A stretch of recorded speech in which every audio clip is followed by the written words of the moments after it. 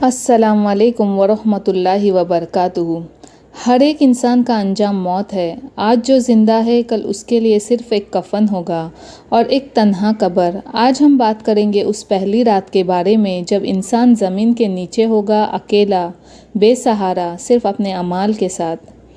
मौत का वक्त आता है, रूह निकलती है और इंसान को ले जाया जाता है उसकी आखिरी मंजिल की तरफ। अहले खाना, रोती हुई माँ, गम में डूबा हुआ बाप और दोस्तों की आंखों में आंसू। लेकिन जब कब्र में उतारा जाता है तो सब कुछ रुक जाता है। कफन बांध दिया जाता है, मिट्टी डाल दी जाती है और उस वक्त के बाद इंसान के साथ सिर्फ उसके अमाल होते हैं। नबी सल्लल्लाहु अलैहि वसल्लम ने फरमाया, जब बंदा कब्र में दाखिल होता है तो उसके पास दो फरिश्ते आते हैं, मुनकिर और नकीर। ये दोनों उससे सवाल करते हैं, मन रब्बुक, तेरा रब कौन है? मा दीनुक, तेरा दीन क्या है? मा कुन्त तक़ूलु फ़ी हाज़ल रजूल, इस शख्स नबी सल्लल्लाहु अलैहि वसल्लम के बारे में क्या कहते थे? अगर इंसान ने दुनिया में सच्चा ईमान रखा था तो जवाब आसानी से मिल जाता है और अगर दुनिया में गफलत थी तो ज़ुबान से लफ्ज़ भी नहीं निकलते। नबी सल्लल्लाहु अलैहि वसल्लम ने फरमाया, कब्र या तो जन्नत को बागों में से एक बाग है या दोज़ख के गड्ढों में से एक गड्ढा। अगर इंसान ने इबादत की थी, नमाज कायम की थी, सब्र किया था तो कब्र रोशन हो जाती है। फरिश्ते कहते हैं, सो जाओ जैसे दुल्हन सुकून से सोती है। लेकिन अगर इंसान गुनाह में डूबा था तो कब्र तंग कर दी जाती है और अजाब का आगाज़ वहीं से शुरू हो जाता है। अल्लाह ताला कुरान में फरमाता है, उनके सामने एक बैरियर बरज़ख है क़यामत के दिन तक। ये वो दुनिया है जो किसी ने नहीं देखी, लेकिन हर एक इंसान उसमें ज़रूर दाखिल होगा। अंधेरा होगा, सन्नाटा होगा और अगर डीड्स बुरे हुए तो कब्र के किनारे इंसान को दबा लेंगे। हदीस में आता है, अगर इंसान फाजिर हो तो कब्र उसे ऐसे दबा लेती है कि उसकी पसलियाँ टूट जाती है। इंसान चीख चीख कर कहता है, या रब मुझे वापस भेज दे, मैं नमाज पढ़ता, सदका देता। लेकिन जवाब मिलता है, कल्ला, कभी नहीं। अब सिर्फ आपके अमाल आपके साथ है। अगर आप कुरान पढ़ते थे तो वो रोशनी बनकर साथ रहता है। अगर आप तहज्जुद पढ़ते थे तो वो हिफाजत करता है। अगर आप सच बोलते थे, हलाल खाते थे और माँ बाप के फरमाबरदार थे तो फरिश्ते आपके लिए दुआ करते हैं।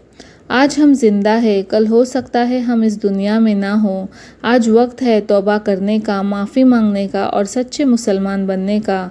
कल जब चलिए इसी बात पर एक कहानी सुनाती हूँ। ज़िंदगी का आखिरी दिन। अब्दुल्ला एक मोमिन इंसान 52 साल का था। ज़िंदगी मसरूफ़ थी, किसान था, अपनी रोज़ी हलाल तरीके से कमाता। 5 वक्त की नमाज, कुरान से मोहब्बत, लोगों की मदद, यही उसका जीने का तरीका था।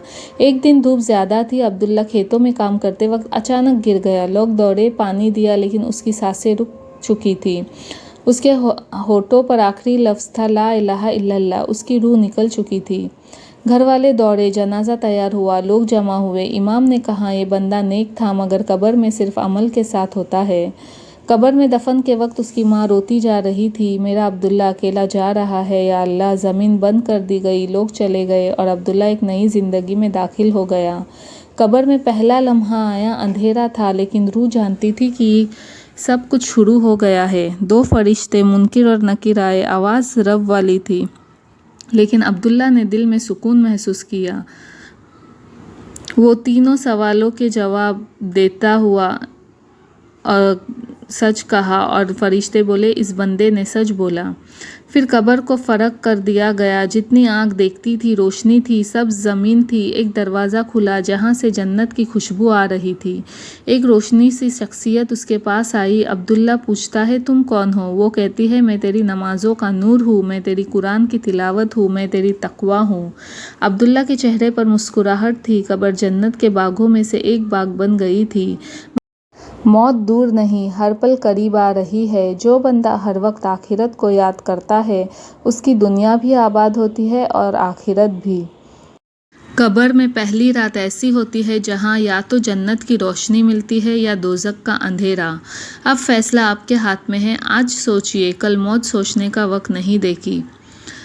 तो मिलते हैं नेक्स्ट वीडियो के साथ। दुआ की दरख्वास्त। सबको ईद उल अज़हा मुबारक। अस्सलाम वालेकुम।